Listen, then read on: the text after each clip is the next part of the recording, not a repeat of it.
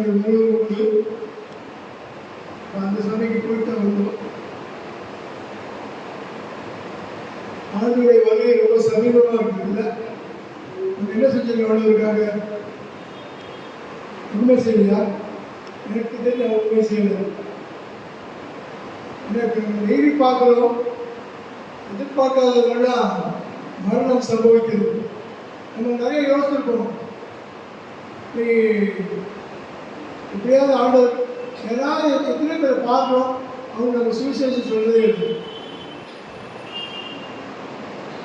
ஆண்டவர் உங்ககிட்ட இருந்து விரும்புறது அதுதான், என்கிட்ட இருந்து விரும்புறது அதுதான். நீ நாள் முழுவதும் 24 மணி நேரம் இருந்தாங்க, எத்தனை பேருக்கு சுவிசேஷம் சொன்னார்கள் அப்படின்னா எனக்கு பதில் இல்லை சொல்றது. ஸோ நம்ம இருக்கிற குறுகிய காலத்தில் ஆண்டவருக்காக ஏதாவது செஞ்சுதான் ஆகணும். சமயம் வாய்த்தாலும் வாய்க்காவிட்டாலும் சுவிசேஷம் சொல்வது நம்முடைய தலையாய கடமை. அதை யாரும் தப்பிக்க முடியாது. நான் ஐடியில் வேலை செய்கிறேன், அங்கே வேலை செய்கிறேன், காலை 8 மணிக்கு போனால் நைட் 10 மணிக்கு பேச்ச இடம் இல்லாத நானும் பிரதமர் ஹோட்டலில் சாப்பிட்டு வந்து வர வழியில் அப்போ ஒரு 3 புத்தகம் இருக்கும். எங்களுக்கு அந்த உணவு பரிமாறவும் பெங்காலி கல்கட்டா வரைக்கும் வந்திருக்கார். அவருக்கு தாய்மொழியிலே கொடுக்கப்பட்டது.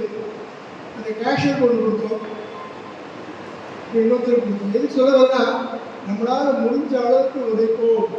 அது ஒரு நாள் கிரியை செய்யும். அது வெறுமையாய் மட்டும் திரும்பாது. அது வெறுமையாய் மட்டும் திரும்பாது. அது எரித்தாலும் பேசும். எத்தனையோ பேர் ஒரு வெறுப்புல எரிக்கிறாங்க, வெறுப்புல கிழிச்சு போடுறாங்க. நீங்களாம் அவங்க சாட்சி சொல்றாங்க. ஆண்டவரோட சும்மா விடுறதே இல்லை. எத்தனை பேர் எரிக்கிறாங்க, பொறுத்துறாங்க. என்றால் ஒரு நாள் அவர்கள் ஆண்டவரை ஏற்றுக்கொண்டு இருக்கிறார்கள்.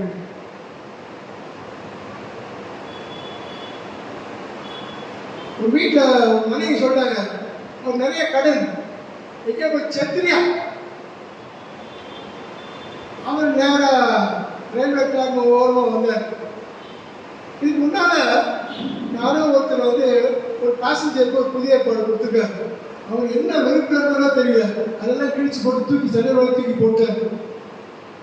இவர் நடந்து அந்த பேப்பர் நிறைய கிழிச்சிருக்கு. எல்லாத்தையும் அந்த பேஜ் வரா கரெக்டாக ஜிக்ஸா ஓட்டுற மாதிரிலாம் ஒட்டி டெய்லி வாசித்தாரு. இன்னைக்கு குடும்பமாக ஆலயத்திற்கு போய் கொண்டிருக்கிறார்கள். ஆண்டவர் வார்த்தை வெறுமையாய் திரும்பாது. உங்களுடைய பங்கு என்ன? நம்ம எல்லாரும் கடைசி காலங்கள் இருக்கிறோம். ஆண்டவரை பற்றி சொல்லி ஆகணும். நம்ம வீட்டு பக்கத்தில், நம்ம வேலை செய்கிற இடத்துல எத்தனையோ பேரை பார்க்கிறோம். நம்ம வேலை உண்டு அப்படின்ட்டு முடிச்சுட்டு 5-6 மணிக்கு கிளம்பி வந்துடும். ஆண்டவரை பற்றி சொல்வதற்கு வாய்ப்பு இருந்தாலும் நமக்குள்ள ஒரு பயம். அவங்க என்ன சொல்லுவாங்களோ, அவங்க நம்ம அன்பை முடிச்சுடுவாங்களோ, நம்மகிட்ட பேசாமல் போயிடுவாங்களோ, அவங்க நட்பு நமக்கு வேணுமே அப்படிலாம் நம்ம நினச்சிட்டே இருக்கிறோம். நாட்கள் உருவோடி கொண்டு இருக்கிறது. இதுக்கு இடையில யாரு பெங்களூர்லேருந்து காஞ்சிபுரத்துலேருந்து ஊழியக்காரர் அவங்க சத்தியத்தை சொல்கிறாங்க. அவங்க ஆண்டவரை ஏற்றுக்கொள்கிறார்கள். நீங்கள் என்ன சொல்கிறீங்க? எப்படி வேலை பார்த்தாங்க 20 வருஷமா? அவங்க சொல்லி நீங்கள் மாத எடுத்துட்டாங்க. அந்த சான்ஸ், அந்த தருணம் நம்மளை விட்டு கடந்து விட்டது. நீங்கள் எத்தனை பேர் ஒரு பார்த்துருக்காங்க, அவருக்காக ஜெபிங்க. அவங்க ஆலயத்துக்கு கூட்டிட்டு வாங்க, கூட்டிட்டு ஐயாட்ட அறிமுகப்படுத்த வச்சிருங்க. ஐயாவுக்கு பார்த்துட்டு ஜெபிப்பார். ஆண்டவருடைய எல்லா காரியங்களையும் சொல்லுவார். அவங்க ஏற்றுக்கொண்டால் உங்கள் மூலமாக அது ஏற்றுக்கொள்ளப்பட்ட ஒரு ஆத்மா ஆகும். நாங்கள் வரப்பதான் இதை சொல்றது. ஏன்னா நாங்கள் வருஷத்துக்கு ஒரு முறை தான் வருவது முடியும். லாக்அப்ல ஒரு 10 பேர் இருக்காங்க. அந்த வார்டன் சொல்ற, ஐயா 9 பேர் இல்லையா, இவன் ரொம்ப தப்பா பேசுவான். நேற்று நைட்டெல்லாம் கட்டாவத்தையா, இது நல்ல முக்கியா இருக்கு, அவர்கிட்ட கொடுக்காதீங்க அப்படின்னு சொன்னாரு. ஆனால் அப்படியே அந்த வார்டன் சொன்ன, பரவாயில்ல 9 பேர் கொடுக்க அனுமதி கொடுக்குறீங்க, இவனுக்கு கொடுத்துடலாமே. இந்த மொழியில் ஒருத்தவங்க அந்த மொழி தூக்கி அடிச்சான். அது 1 திறந்து விழுந்து அவன் படிச்சுட்டு ஓட அழுதான். இல்லை வாடல ஓடியாட்ட படி மடியில் பார்த்தா இந்த புக்கு இருக்கு, ஓட அழுறான். அது ஒரு நம்பர் இருந்தது. நாளைக்கு அவர் வர சொல்லு, இந்த புக்கை கொடுத்தாரு, நாளைக்கு வர சொல்லு. உடனே எனக்கு ஃபோன் வந்து, ஐயா உங்களை கூப்பிடாது கைதி. உடனே அடுத்த காலையில் 8 மணிக்கு போகும்போது, என்ன வேணும்? ஐயா இது கொஞ்சம் முன்னாலே கொடுத்துருக்கலாங்க, ரொம்ப லேட்டாக கொடுத்துட்டீங்களே. நான் 2 வருஷம் போது என் மனைவியை கொலை பண்ணேன், அருமையாக இருந்துக்கியா, கொஞ்சம் முன்னாலே கொடுத்துருந்தீங்கன்னா என் மனைவியை கொலை செய்திருக்க மாட்டேயா, தப்பு உங்க வேலையா. கடவுளை மனைவி வீட்டு தனியாக இருந்தாங்க. ஒரு கடவுள் மனைவிட்டு கேட்குறாரு, ஒரு 10 ரூபா கொடு, குடிச்சு படுத்துக்கிறேன்னு. மனைவி சொன்னாங்க, 50 ரூபாய்க்கு நான் பிரியாணி வாங்கி கொடுக்குறேன், அப்போ நீ சாப்பிட்டு படுத்துக்க அப்படின்னாங்க. அவர் 10 ரூபா ரொம்ப குறியாக இருந்தார். அப்படியே வந்து கிச்சனில் கொலை செய்தார். ரத்த வெள்ளத்தில் மனைவி ஏத்தாப்புல போலீஸ் ஸ்டேஷன் நேராக போக சொன்னாரு. ஐயா 10 ரூபா கொடுத்தா அவன் இருந்துருப்பாயா, அவன் கொடுக்கல கொத்துட்டாயா. சின்ன சின்ன பிள்ளைகள் அவர் கொண்டு போய் அரெஸ்ட் பண்ணிட்டாங்க. அப்போ அவர் கேட்கிறாரு, இந்த புக்கை நானே வச்சுக்கலாமா, உங்களுக்கு தான் கொடுத்தது அப்படின்னு சொல்லி பெரிய ஜெயிலில் போய் நல்லா படித்து இன்றைக்கு ஒரு மாஸ்டராக இருக்கிறார். நம்ம வந்து நிறைய சந்தர்ப்பங்கள், நிறைய சூழ்நிலையில நம்ம சொல்றது, நிறைய சந்தர்ப்பம் வருது, நிறைய சூழ்நிலை வருது, ஆண்டவர் கொடுத்து கொண்டே இருக்கிறார். ஆனா நமக்கு எதுக்கு இந்த வேலை, எல்லாம் ஐயா வேலை தான் அப்படின்னு சொல்லி நம்ம எஸ்கேப் பண்ணி கொள்கிறோம். அதான் உண்மை. 10 பேர் நிற்கிறாங்க, ஒரு இடத்த போய் நம்ம கொடுக்க யோசிக்கிறோம். அந்த 10 பேர் எல்லாம் ஒன்றா சேர்ந்துருவாங்களே, 10 பேர் எல்லாம் சொல்லுவாங்களே, நம்ம கஷ்டமா இருக்குமே, இப்படி சொல்லி சொல்லி ஆண்டுகள் உருண்டோடியது, ஆத்மாக்கள் இல்லை. அதனாலதான் சொல்றது, எப்படியாவது ஒரு 2 புஸ்தகமாவது கொடுத்துரும். ஆண்டவர் சொல்ற, நீ விதைச்சிரு, நான் கிரியை செய்வேன். நீ விதைக்கவே இல்லைன்னா நான் கிரியை செய்ய முடியாது.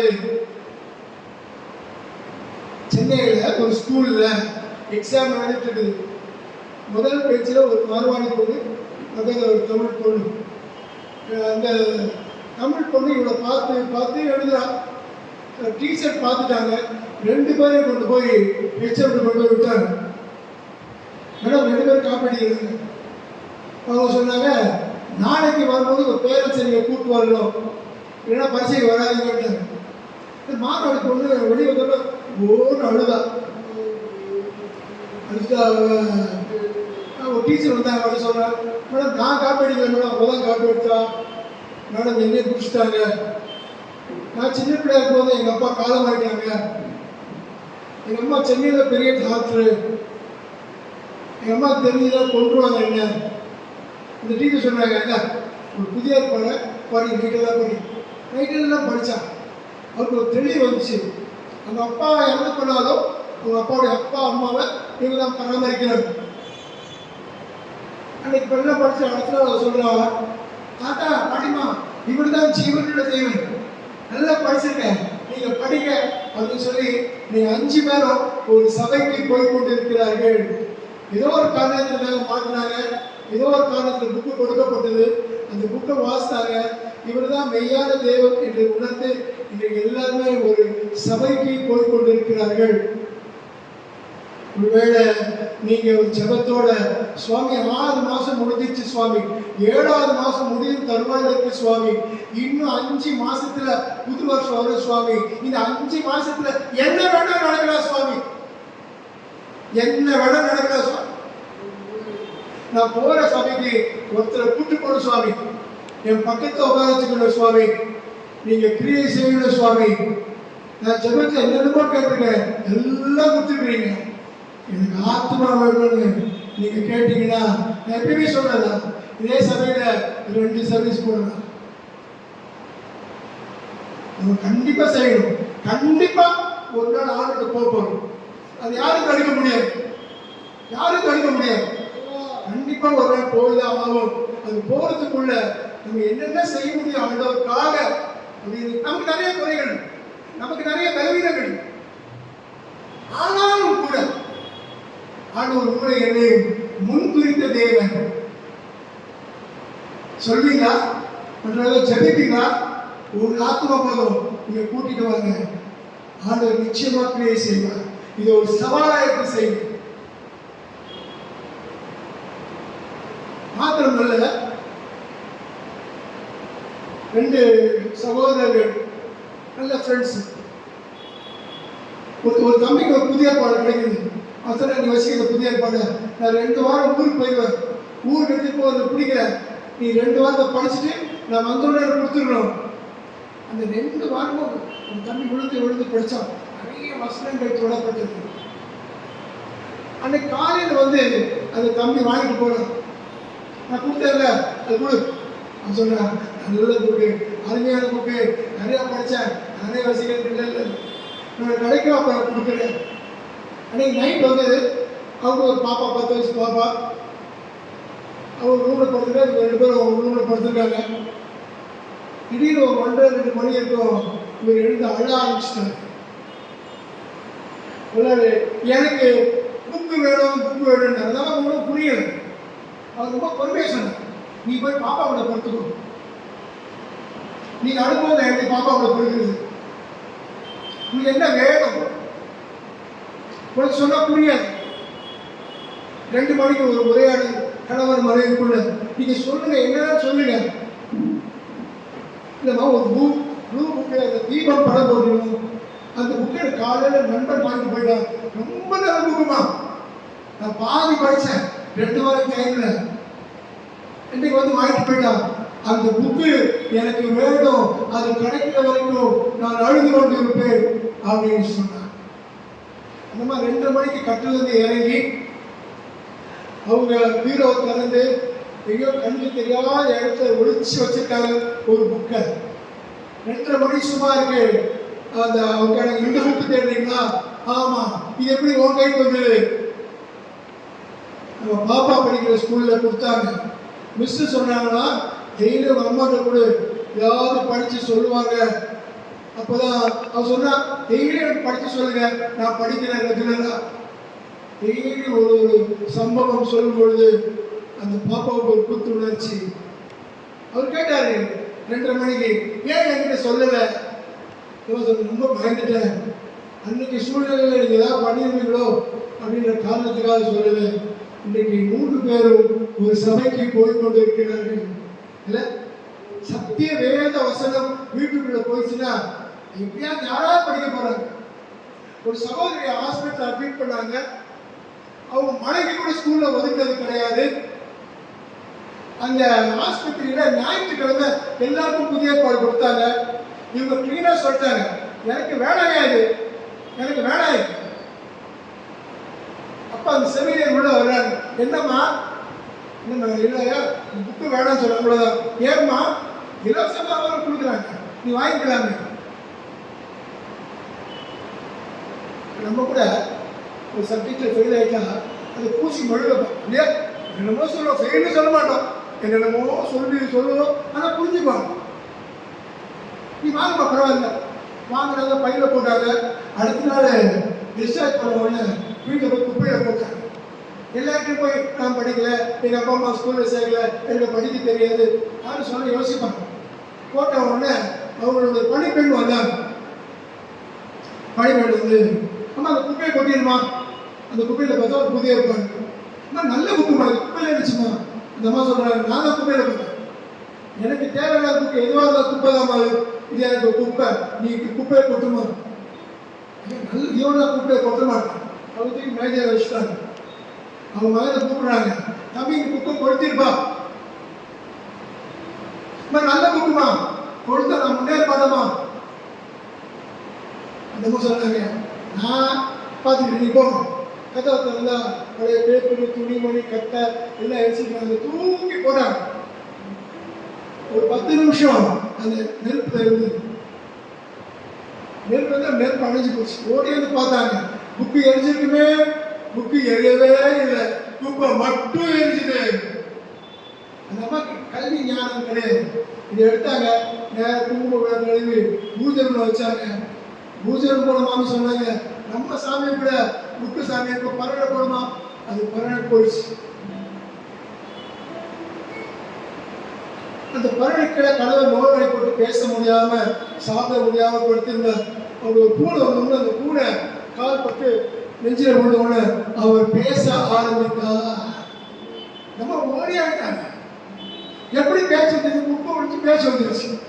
இந்த புக்கு தான் நான் குப்பையில போட்டேன், இந்த புக்கு தான் தம்பி எனக்கு சொன்னேன், இந்த புக்கை நானே தீயில போட்டேன், ஒண்ணுமே ஆகல. அந்த அம்மாக்கு யாராவது படிச்சு சொல்லணும் இன்னும் ஒரு ஆசை. அவங்க வீட்டில் 2வது வீடு ஒரு சின்ன சபை, ஒரு 10 பேர் வருவாங்க, ஒருத்தர் செய்தி கொடுப்பாங்க, 10:30 மணிக்கு சபையை முடிவாங்க. அந்த மாஸ்டர் கிட்ட போய் ஏசுனா யாரு, நமக்கு என்ன செஞ்சாரு அப்படின்னு கேட்க போனாங்க. அவர் பாஸ்டர் அந்த அம்மா உட்கார வச்சு 4 பகுதியா அந்த பிறப்பிலிருந்து அந்த வீட்டில் வரைக்கும் நல்லா சொல்லி, இன்னைக்கு அவங்க மட்டும் தேவனை ஏற்றுக்கொள்ளவில்லை, இன்னைக்கு கணவன் மனைவிக்கு ஒரு பெரிய சவால். அடுத்த வாரம் நான் 10 லேடிஸை கூட்டு போவேன், 10 பேர் ஞானஸ்நானம் இருப்பாங்க, கடவுள் 15 ஆண்கள் கூட்டு போவேன். இப்படி சபை பெருகி வழிகிறது. அந்த சபையில 10 பேர் போற சபையில இன்னைக்கு 70 குடும்பம் போய்கொண்டு இருக்கிறார்கள். ஆண்டவர் வார்த்தை பெருமையாய் தருவார். இந்த காலங்கள் நீங்க இருக்கும்போதே ஜெபித்து ஆண்டவருக்காக செய்யுங்க. எனக்காக செய்வாங்க, ஐயாக்காக செய்வோம். ஆண்டவருக்காக விதைச்சு பாருங்க. உங்க பிள்ளைகள், பேர பிள்ளைகள், அவங்க எல்லாம் ராஜ மேன்மை கிடைக்கும். அவங்களுக்கு எல்லாம் ராஜ மேன்மை கிடைக்கும். நம்ம பார்க்கணுமோ இல்லையோ, அவங்க எல்லாம் உயர்ந்த அடக்கலையிலே தேவன் வைப்பாங்க. இந்த புக்கு பிரிண்ட் ஆகி வருவதற்கு ரூபாய் 50 செலவாகிறது.